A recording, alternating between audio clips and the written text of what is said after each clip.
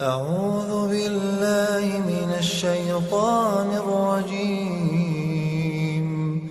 بسم الله الرحمن الرحيم. الحمد لله الذي أنزل على عبده الكتاب ولم يجعل له عوجا قيما لينذر